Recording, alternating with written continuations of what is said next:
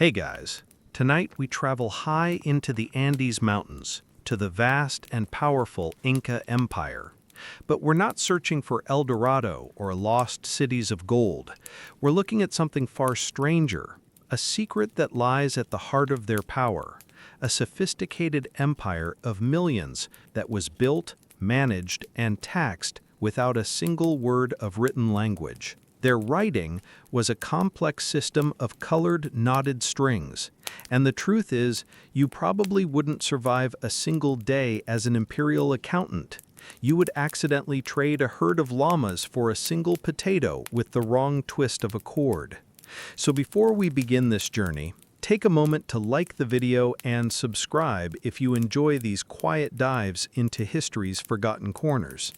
And please, leave a comment below with your city and the time.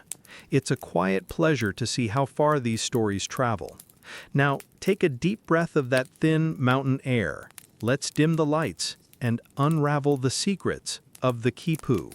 Congratulations! You've just woken up sometime in the late 15th century. You are not in a bustling city, but in a small stone way station, a tambo, perched on the side of a mountain, thousands of feet above the sea. The first thing you notice is the air, or rather, the lack of it. You take a breath, and it feels thin, unsatisfying, as if you're only getting half of what you need. The views from here are breathtaking, mainly because you are constantly, literally, out of breath. The local people seem to have extra lungs, a feature you have not yet evolved.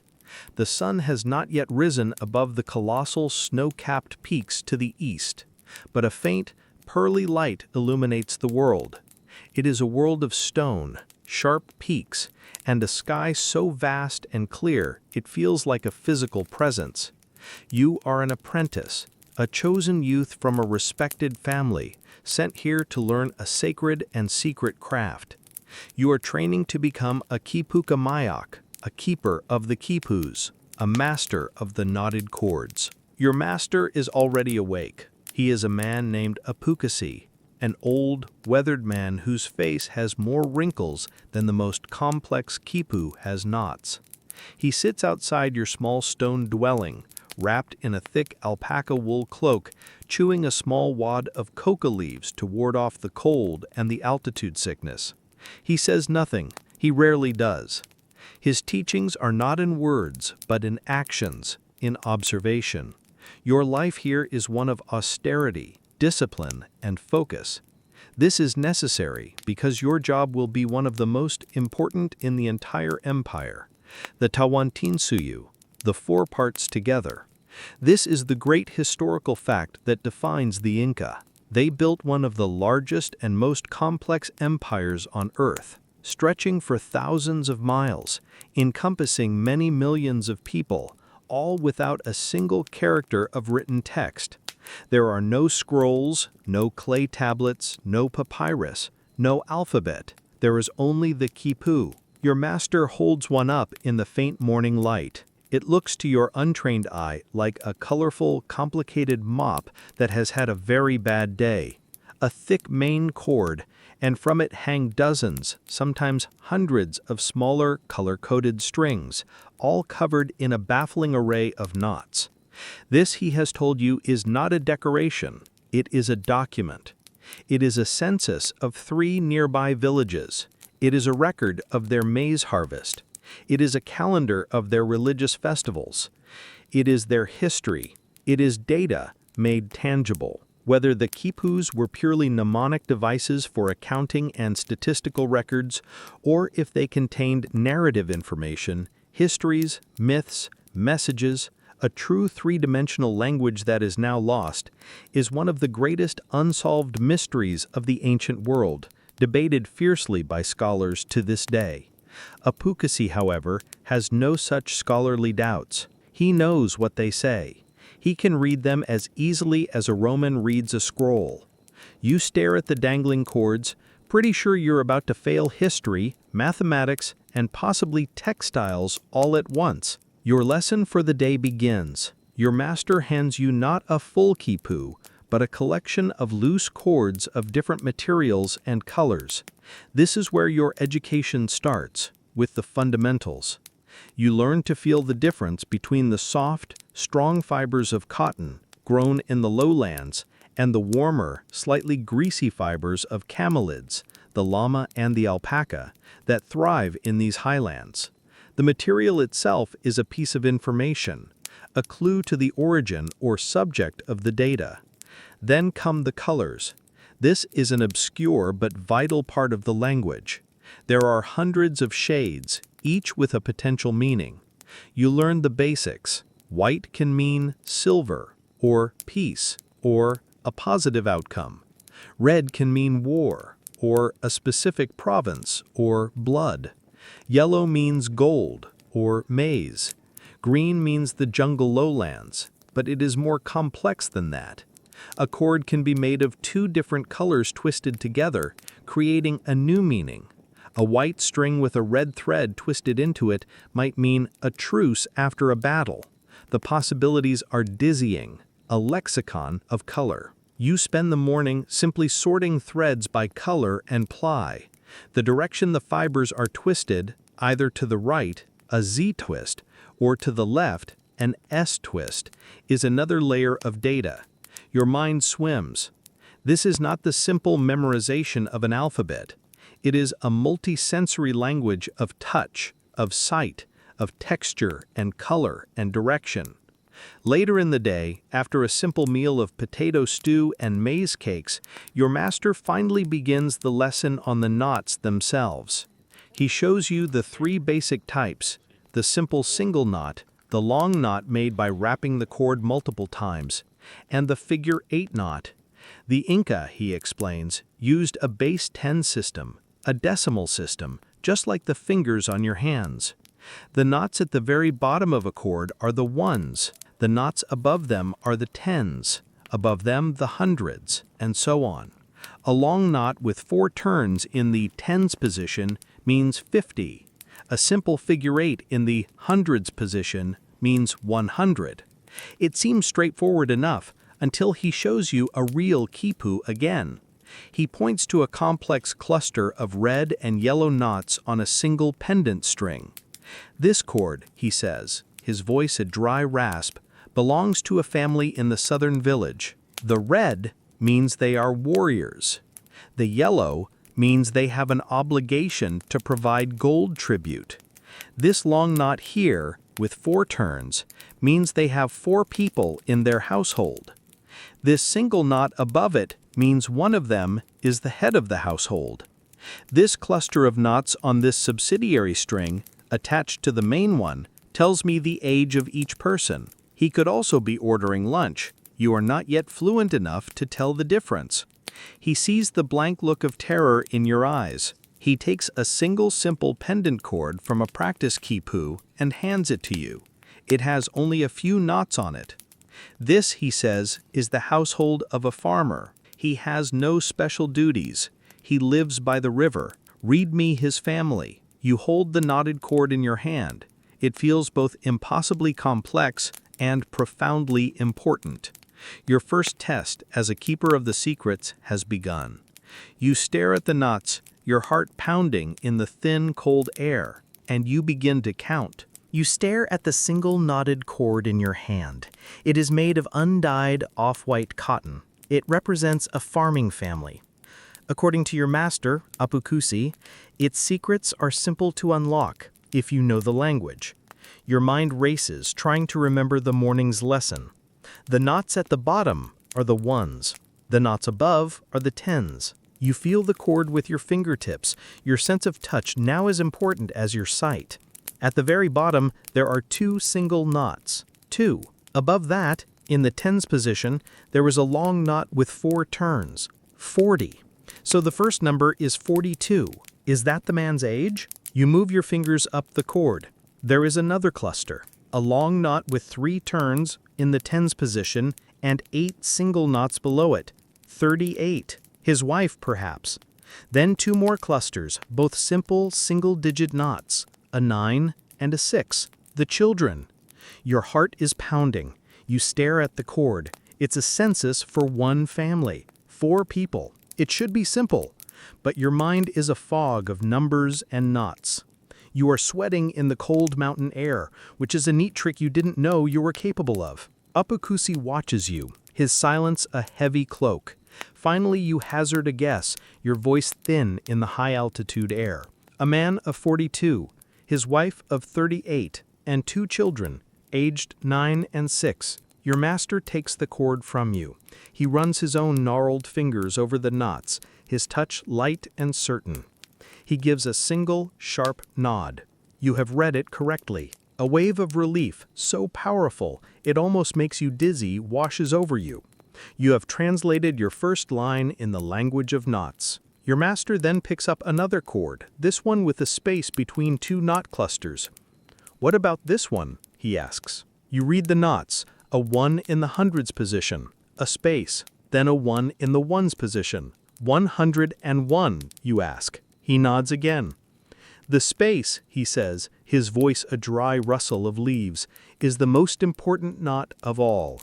It is nothing, and nothing is a number. Without nothing, you cannot count properly. You have just been introduced to the obscure but essential concept of zero. The Inca, with no written numbers, had independently conceived of it. It was represented by the deliberate, meaningful absence of a knot in a positional place. So you have to pay close attention to nothing. This feels less like mathematics and more like a philosophical riddle designed to make you cry. Just then, a figure appears on the great stone road that runs past the tombo. He is a young man, lean and muscular, carrying only a small pouch and a staff. He is a Chasqui, an imperial runner. This is the great historical fact that makes the entire empire function. The Quapac Nyan, the Inca road system, and the messengers who traveled it. This network of thousands of miles of paved roads, with way stations like this one every few miles, was the circulatory system of the empire.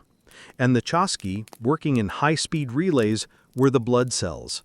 They carried messages, small parcels, and, most importantly, quipus. The runner who has just arrived has run 10 miles uphill in an altitude that would make a mountain goat dizzy. He gasps for air, hands your master a small quipu from his bag, chews on a fresh wad of coca leaves offered to him, and then sits to rest. A fresh runner who has been waiting at your tombo takes the quipu and immediately sprints off down the road in the other direction without a word. It is the world's most athletic and exhausting postal service. The quipu the runner brought is from a provincial administrator 50 miles to the south. Upukusi unrolls it. It is a complex document of dozens of cords. He studies it for a moment, his fingers flying over the knots. His face remains impassive. He then turns to you and hands you 2 simpler quipus from the tombo's own archive. One is the full census of the local village, the one you took your single cord from. The other, you recognize by its colors, browns, yellows, and greens, is the agricultural record. He says that the census was taken after the last harvest. The state requires that we keep enough food in the storehouses to feed the village until the next harvest, with a surplus in case of drought. Your task now is to cross-reference these 2 documents. Tell me if we have enough potatoes. This is your first real task as an apprentice. It is the fundamental work of a quipu kamayawak. You carefully lay out the 2 quipus on a woven blanket on the ground.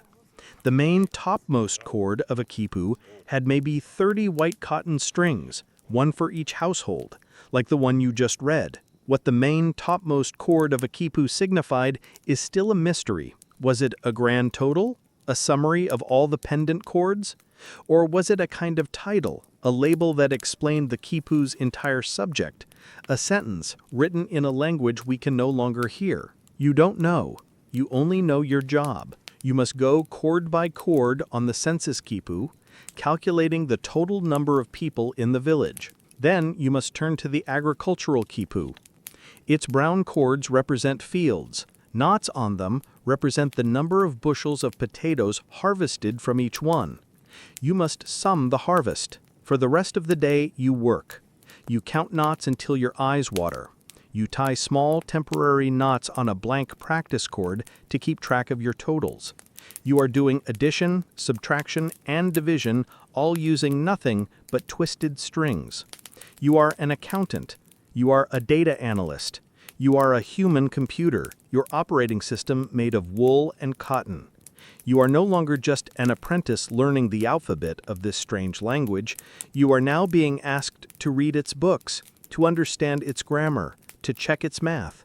You are comparing the number of mouths to feed with the number of potatoes in the storehouse. This is the boring secret that held the Inca Empire together. Not grand battles, not cities of gold, but this, meticulous, silent, and profoundly important accounting. The sun climbs higher, and the world outside the cool stone walls of the tambo grows warmer. Inside, however, you remain in your quiet, focused bubble of data. You have now been staring at knotted strings for 6 straight hours. You have entered a state of not consciousness. The world has dissolved into a series of decimal places and color codes. You fear you will dream in alpaca fiber tonight. You have successfully tallied the census quipu. The village of Pucru, or Hollow, has a population of 152 souls. You have also tallied the harvest quipu. The village storehouses, or kulkas, hold enough dried potatoes and quinoa to feed 170 people for a full year. You feel a small spark of satisfaction. The numbers work. The village is safe. The system is in balance. You report this to your master, Apukusi, expecting a nod of approval. Instead, he pushes a third quipu toward you without a word. This one is different. The chords are predominantly a dark, earthy gray, with smaller, brightly colored strings attached to them at intervals. The census tell us who lives there, he says, his voice as dry as the mountain air. The harvest tells us what they have. This, he gestures to the new quipu, tells us what they owe. You are now looking at the physical manifestation of the most important pillar of the Inca state, the major historical fact that built every road, every bridge, and every temple in the empire, the mita. The mita is the mandatory public service, a labor tax owed by every able-bodied man to the Sepa Inca, the emperor. It is not slavery. It is a rotating, temporary duty.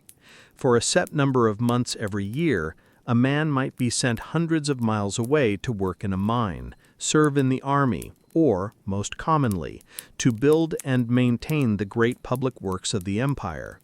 This quipu is the master schedule, the labor database for the entire region. Your new task is to check if the mita records for the village of Pucru are up to date. You must cross-reference the list of able-bodied men from the census with the assignments recorded on the gray-corded quipu. You begin your work, your fingers now moving with a newfound, if clumsy, confidence. You pick a cord from the census quipu representing a household with a man of 30 years of age. You then search the mita quipu for a corresponding entry. You find a dark gray cord with a smaller white cotton string attached to it at intervals.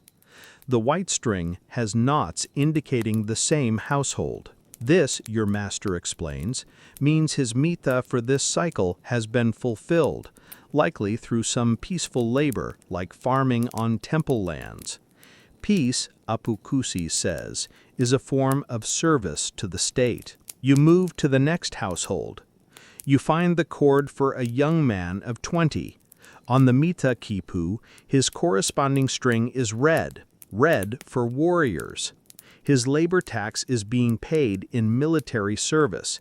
He is away on a campaign at the empire's southern frontier.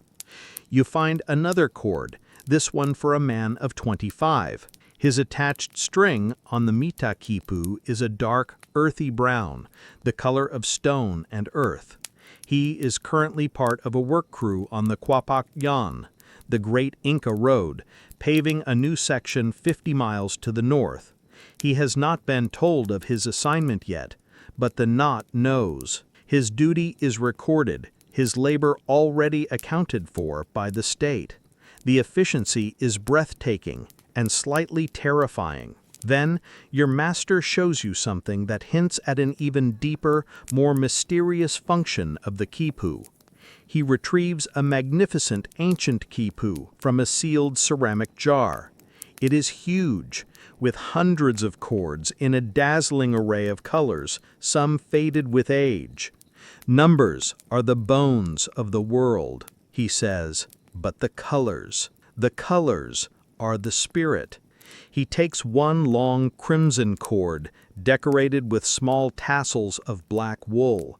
This, he says, is the story of the great war our grandfathers fought against the Chonka people. This black tassel is the death of our general. These smaller knots are the number of warriors who fell with him. He moves to another cord, a bright yellow one. This is the gold we won in that victory. He continues on, reading the quipu, not just reciting numbers, but telling a story, a history, a narrative of war and loss and triumph. Whether these historical readings were true translations of narrative data encoded in the quipu, or if the quipu was simply a complex mnemonic device, a set list that prompted a trained oral historian to recite a memorized story, is the question that keeps modern Andean scholars up at night. As you listen to your master, it feels like both. The knots provide the data, the skeleton of fact.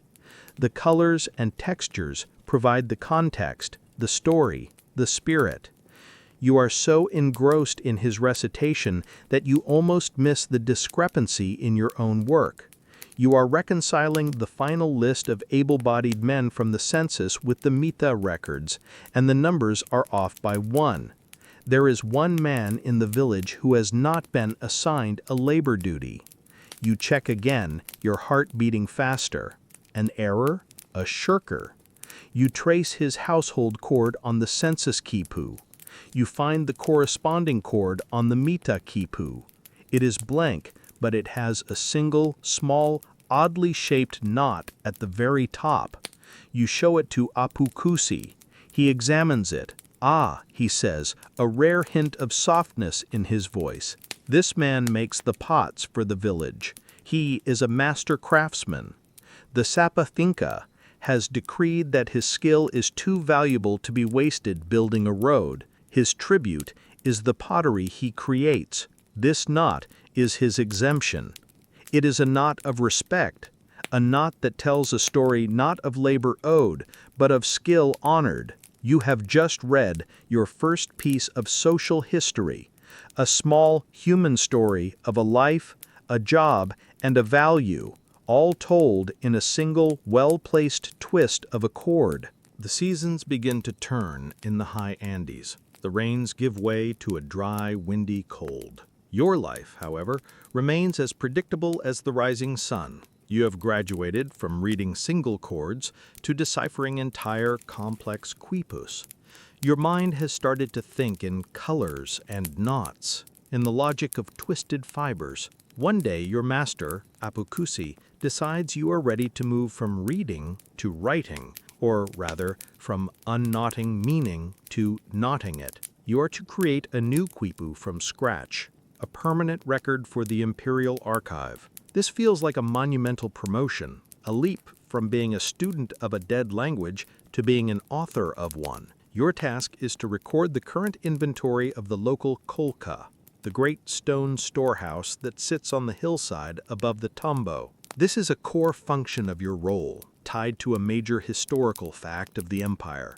The Inca state was built on an economy of centralized storage and redistribution. The Sapa Inca owned all the land. A portion was worked by the local communities, or Ailu, for their own sustenance, but vast tracts were designated as lands of the sun for the state religion and lands of the Inca for the state itself. The harvests from these lands, potatoes, maize, quinoa, beans, were collected and stored in thousands of kolka like this one, built all along the Inca road system. This stored wealth was used to feed the army, supply the artisans in the cities, and provide famine relief. The quipu was the only thing that kept track of this massive nationwide inventory. Without you, the empire's pantry would be a chaotic mystery. Before you are allowed to touch the sacred colored cords of a new quipu, you must first do the math. For this, Apukusi introduces you to a new tool, an obscure but essential piece of technology. It is a upana, a type of Inca abacus. Yours is a flat stone board with a series of carved compartments. Apukusi shows you how to use it, moving small dried maize kernels from one compartment to another to represent the complex addition and subtraction of the inventory. You spend the entire morning calculating. So many bushels of freeze-dried potatoes, chuño, so many bundles of fine alpaca wool, so many sandals for the army. It is a highly advanced calculator powered by corn and a deep, simmering anxiety that you will misplace a kernel and accidentally record that the empire has 3,000 left-footed sandals and no potatoes. Whether a single quipu kamayok was responsible for all records in his district, or if there were specialists, one for the census, one for military stores, one for religious rites, is a detail of their administrative hierarchy that the quipus themselves have not yet revealed to us. Watching your master, who seems to know the meaning of every color and the count of every item, you suspect he is all of them at once. Finally, the calculations are complete. Now the real work begins. You are given a pristine, blank quipu, a thick primary cord of pure white alpaca, and beside it a rainbow of pendant cords waiting to be attached. This is where your first lessons come rushing back, a callback to the fundamentals. You must choose the correct colors. A brown cord for the potato inventory, a yellow cord for the maize, a brilliant crimson cord for the woolen army tunics, a pure white cord for the stores of silver from a nearby mine. Each choice is a word, a piece of meaning you are weaving into this document. You begin with the potato harvest. Your upana tells you the number is 4,625 bushels. You attach a brown cord to the main one. You slide your fingers down to the bottom. In the ones position, you tie a long knot with 5 turns. 5. Above it, in the tens position, you tie 2 simple knots. 20. Above that, 6 simple knots, for 600, and at the very top of the cluster, 4 simple knots, for 4,000. You have just written 4,625 in a language of bumps and loops. The feeling is dizzying. You have captured a truth, given it physical form, but the pressure is immense. There is no eraser. There is no undo button. If you have made a mistake, if your finger slipped and you made 6 turns instead of 5, you have just created a permanent knotted lie that will be carried by a very fast runner to a very important official in Cusco who will not be pleased. You work for hours, your fingers growing stiff, your back aching. You attach a cord for the maize, another for the wool. You double-check your calculations on the upana. Then slowly, carefully, you tie the knots that represent the numbers. Each knot is a moment of intense concentration. It is a physical act of creation, turning abstract data into a tangible record. You are no longer just an observer. You are a scribe of the empire. You are a weaver of data. You are taking the physical reality of a storehouse, the smell of the dried potatoes, the texture of the wool, the gleam of the silver, and translating it into a silent, portable, and permanent form. This quipu, this strange, mop-like object, will become the single source of truth for this place. It will be read by governors, by generals, and perhaps even by the Sapa Inca himself. And you, the quiet apprentice in the high, lonely mountains, are its author. With fingers that feel both stiff and surprisingly nimble, you tie the final knot on the final cord. It is done. The quipu, your quipu, is complete. It hangs from the primary cord like a strange, fibrous creature, a cascade of color and data. You have checked your calculations on the upana 3 times. You have reviewed the position and type of every single knot. It is, as far as your exhausted mind can tell, perfect. You take a deep breath of the thin, cold air and carry your creation to your master, Apukusi, holding it before you with both hands as if it were a holy offering. Your hands are trembling slightly. This is more nerve-wracking than any exam you could have imagined. You can't be sure if you passed until he reads it and doesn't immediately banish you to a lifetime of llama herding in the coldest, most remote corner of the empire. Apukusi takes the quipu from you. His movements are unhurried, his expression unreadable. He doesn't just look at it. He closes his eyes and runs his gnarled fingers over the cords, his touch a form of sight. He feels the texture of the fibers, the tightness of the ply, the shape and position of every knot you have tied. He is not just reading the numbers, he is reading the quality of your work, the confidence of your knots, the very grammar of your craft. The silence stretches, broken only by the sound of the wind whistling around the stone corners of the tambo. After a long, agonizing moment, he opens his eyes and gives you that same sharp, single nod you have come to recognize as the highest form of praise. "The knots are tight," he says. "The count is correct. The colors are in their proper order. It is a good quipu." Relief washes over you so completely that you feel you might float away into the vast blue sky. You have done it. You have passed the test. You have successfully created a spreadsheet using nothing but string. It is a strange and deeply satisfying accomplishment. Your master then explains the final step. He sits down with your quipu and a blank one, and with a speed that defies belief, creates an exact duplicate. This is an obscure but brilliant practice of Inca administration, the use of quipus in pairs, one for the road, one for the home, he says. Your original document will be sent with the chasqui runner to the central administration in Cusco. This copy will remain here, in the archive of the tambo. It is a backup file, a way to ensure the data is never lost, and a method for verifying the accuracy of records if a dispute ever arises. Apukusi then turns to the resting chasqui runner, the one who brought the message earlier.